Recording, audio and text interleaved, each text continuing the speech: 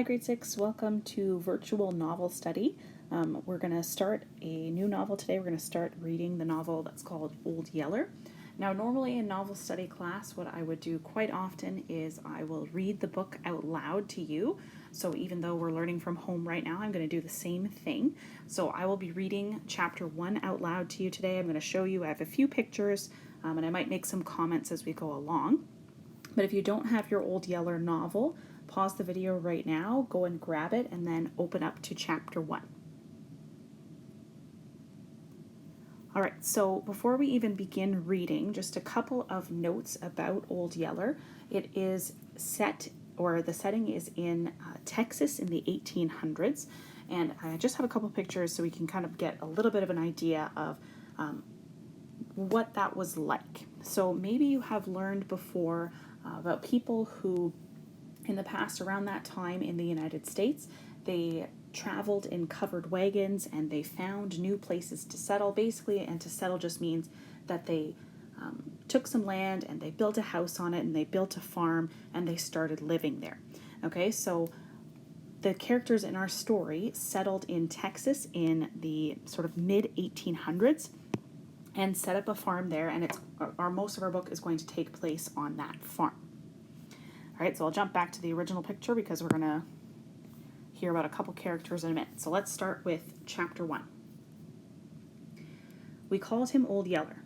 The name had a sort of double meaning. One part meant that his short hair was a dingy yellow, a color that we called yeller in those days. The other meant that when he opened his head, the sound he let out came closer to being a yell than a bark. I remember like yesterday how he strayed in out of nowhere to our log cabin on Birdsong Creek. He made me so mad at first that I wanted to kill him. Then later, when I had to kill him, it was like having to shoot some of my own folks. That's how much I'd come to think of the big yeller dog. He came in the late 1860s, the best I remember. Anyhow, it was the year that Papa and a bunch of other Salt Lick settlers formed a pool herd of their separate bunches of steers and trailed them to the new cattle market at Abilene, Kansas. This was to get cash money, a thing that all Texans were short of in those years right after the Civil War. We lived then in a new country, and a good one. As Papa pointed out the day the men talked over making the drive, we had plenty of grass, wood, and water. We had wild game for the killing, fertile ground for growing bread corn, and the Indians had been put onto reservations with the return of U.S. soldiers to the Texas forts. In fact, Papa wound up, all we lack having a tight tail-holt on the world is a little cash money, and we can get that at Abilene. So what Papa, the character in this story, is talking about is he's saying really on their farm they have most of the things that they need, right? They have a place to grow crops, they have wild game, that means animals that they can shoot and hunt for meat, right? They have all of the things that they need. However, what they're looking for is to actually get some real physical money. Okay, so the way that these people survive is they live off the land. They produce food and things off of the land, but what Papa and some other men in the settlement are thinking of is to go bring their cattle away, sell some of their cattle to get some money. That's what they're doing. Well, the idea sounded good, but some of the men still hesitated. Abilene was better than 600 miles north of the Texas hill country we lived in. It would take months for the men to make the drive and ride back home. And all that time, the women folks and children of Salt Licks would be left in a wild frontier settlement to make out the best they could. Still, they needed money, and they realized that whatever a man does, he's bound to take some risks. So they talked it over with each other and with their women, and decided it was the thing to do. They told their folks what to do in case the Indians came off the reservation, or the coons got to eating the corn, or the bears got to killing too many hogs. Then they gathered their cattle, burned a trail brand on their hips, and pulled out on the long trail to Kansas. I remember how it was the day Papa left. I remember his standing in front of the cabin with his horse saddled, his gun in his scabbard, and his bedroll tied on the back of the cantle. I remember how tall and straight and handsome he looked, with his high-crowned hat and his black mustaches drooping in cow-horn curves past the corners of his mouth. And I remember how Mama was trying to keep from crying because he was leaving, and how little Arliss, who was only 5 and didn't know much, wasn't trying to keep from crying at all. In fact, he was howling his head off, not because Papa was leaving, but because he couldn't go too. I wasn't about to cry. I was 14 years old, pretty near a grown man. I stood back and didn't let on for a minute that I wanted to cry. Papa got through loving up Mama and little Arliss and mounted his horse. I looked up at him. He motioned for me to come along. So I walked beside his horse down the trail that led under the big live oaks and past the spring. When he'd gotten out of hearing of the house, Papa reached down and put a hand on my shoulder. "Now, Travis," he said, "you're getting to be a big boy, and while I'm gone, you'll be the man of the family. I want you to act like one. You take care of Mama and little Arliss. You look after the work and don't wait around for your Mama to point out what needs to be done. Think you can do that?" "Yes, sir," I said. "Now there's cows to milk and wood to cut and young pigs to mark and fresh meat to shoot. But mainly, there's the corn patch. If you don't work it right or if you let the varmints eat up the roasting ears, we'll be without bread corn for the winter." "Yes, sir," I said. "All right, boy. I'll be seeing you this fall." I stood there and let him ride on. There wasn't any more to say. Suddenly I remembered and went running down the trail after him, calling for him to wait. He pulled up his horse and twisted around in the saddle. "Yeah, boy," he said, "what is it?" "That horse," I said.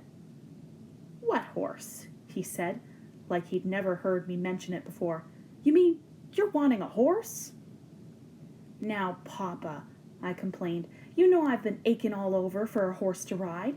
I've told you time and again." I looked up to catch him grinning at me and felt foolish that I hadn't realized he was teasing. "What you're needing worse than a horse is a good dog."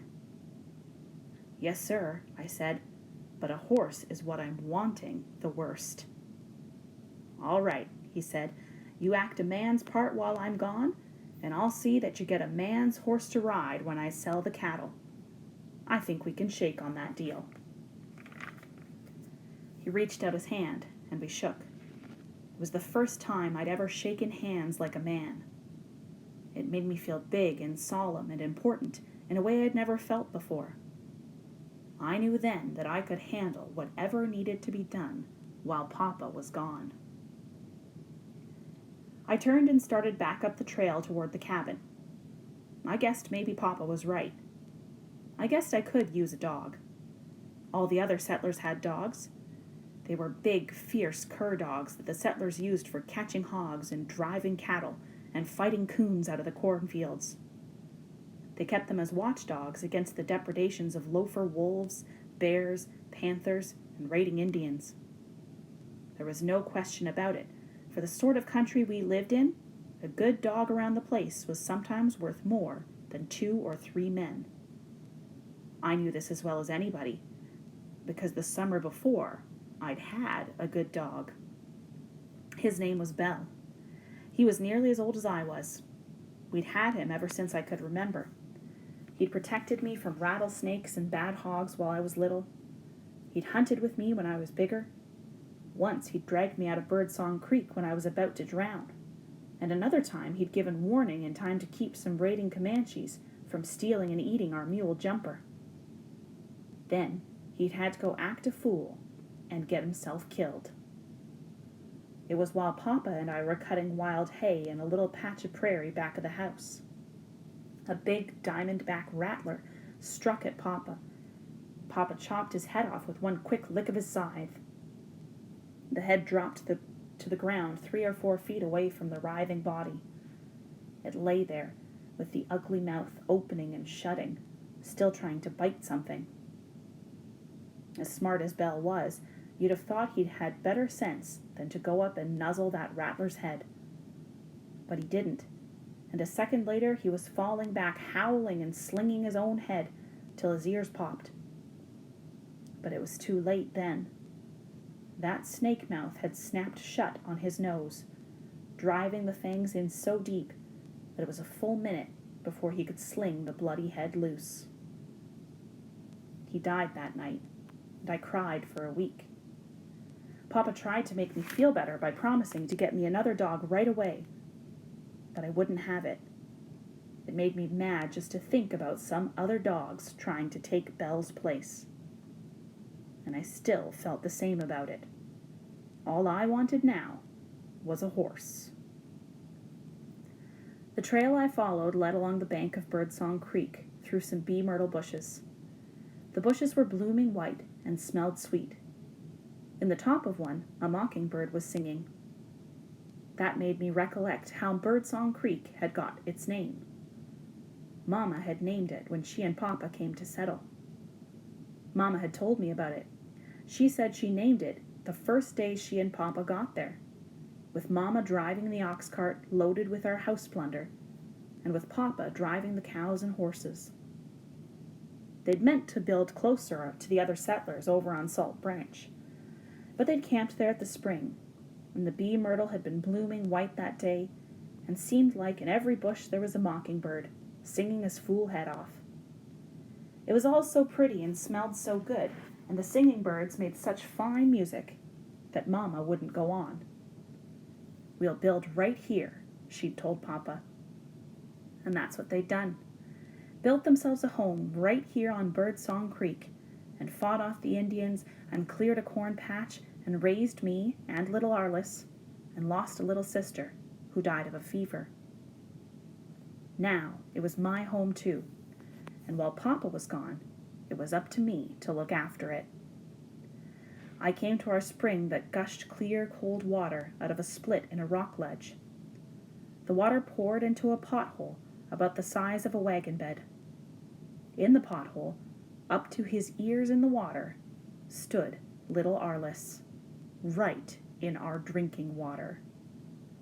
I said, "Arliss, you get out of that water!" Arliss turned and stuck out his tongue at me. "I'll cut me a sprout," I warned. All he did was stick out his tongue at me again and splash water in my direction. I got my knife out and cut a green mesquite sprout. I trimmed all the leaves and thorns off, then headed for him. Arliss saw then that I meant business. He came lunging up out of the pool, knocking water all over his clothes lying on the bank. He lit out for the house, running naked and screaming bloody murder.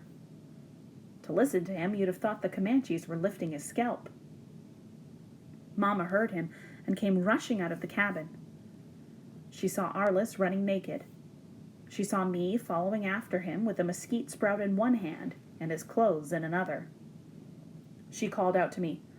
"Travis," she said, "what on earth have you done to your little brother?" I said, "Nothing yet. But if he doesn't keep out of our drinking water, I'm going to wear him to a frazzle."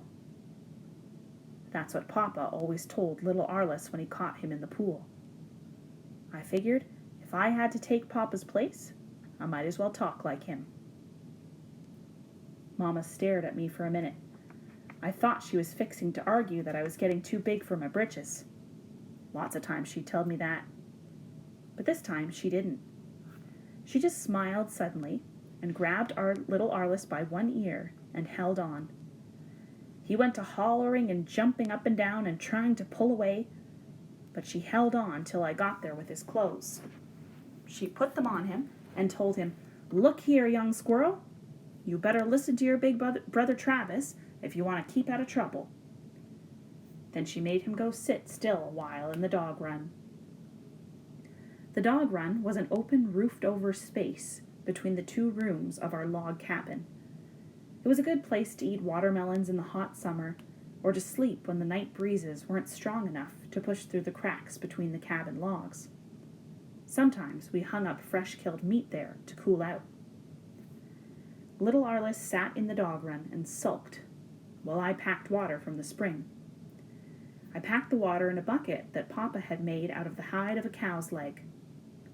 I poured the water into the ash hopper that stood beside the cabin. That was so the water could trickle down through the wood ashes and become lye water. Later, Mama would mix this lye water with hog fat and boil it in an iron pot when she wanted to make soap. When I went to cut wood for Mama, though, little Arliss left the dog run to come watch me work. Like always, he stood in exactly the right place for the chips from my axe to fly up and maybe knock his eyeballs out. I said, "You better skin out for that house, you little scamp." He skinned out, too, just like I told him, without even sticking out his tongue at me this time. And he sat right there till Mama called us to dinner. After dinner, I didn't wait for Mama to tell me that I needed to finish running out the corn middles. I got right up from the table and went out and hooked Jumper to the double shovel. I started in plowing where Papa had left off the day before. I figured that if I got an early start, I could finish the corn patch by sundown. Jumper was a dun mule with a narrow black stripe running along his backbone between his mane and tail. Papa had named him Jumper because nobody yet had ever built a fence he couldn't jump over. Papa claimed Jumper could clear the moon if he took a notion to see the other side of it. Jumper was a pretty good mule, though. He was gentle to ride. You could pack in fresh meat on him, and he was willing about pulling a plow. Only sometimes when I plowed him, and he decided quitting time had come, he'd stop work right then. Maybe we'd be out in the middle of the field when Jumper got the notion that it was time to quit for dinner. Right then, he'd swing around and head for the cabin, dragging down corn with the plow, and paying no mind whatever to my hauling back on the reins and hollering, "Whoa!" Late that evening, Jumper tried to pull that stunt on me again, but I was laying for him. With Papa gone, I knew I had to teach Jumper a good lesson. I'd been plowing all afternoon, holding a green cedar club between the plow handles. I still lacked 3 or 4 corn rows being finished when sundown came, and Jumper decided it was quitting time. He let out a long bray and started wringing his tail. He left the middle he was traveling in. He struck out through the young corn, headed for the cabin. I didn't even holler "whoa" at him. I just threw the looped reins off my shoulder and ran up beside him. I drew back my green cedar club and whacked him so hard across the jawbone that I nearly dropped him in his tracks. You never saw a worse surprised mule. He snorted, started to run, then just stood there and stared at me, like maybe he couldn't believe that I was man enough to club him that hard. I drew back my club again. "Jumper," I said, "if you don't get back there and finish this plowing job, you're going to get more of the same. You understand?" I guess he understood all right. Anyhow, from then on till we were through, he stayed right on the job. The only thing he did different from what he'd have done with Papa was to travel with his head turned sideways, watching me every step of the way.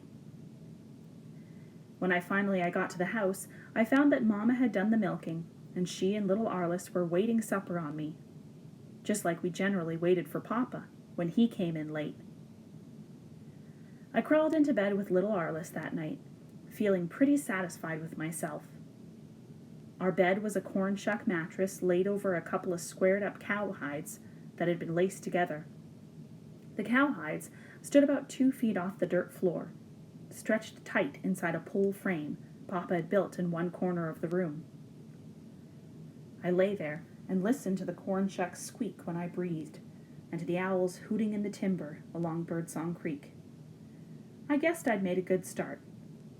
I'd done my work without having to be told. I'd taught little Arliss and Jumper that I wasn't to be trifled with, and Mama could already see that I was man enough to wait supper on. I guessed that I could handle things while Papa was gone, just about as good as he could. So that's the end of chapter 1. There are a few comprehension questions for you to do in your duotang, so double check the blog. It has the page number for you and a little bit more detail for instructions for what you need to do. But once you're finished those, then you're done novel study for the day.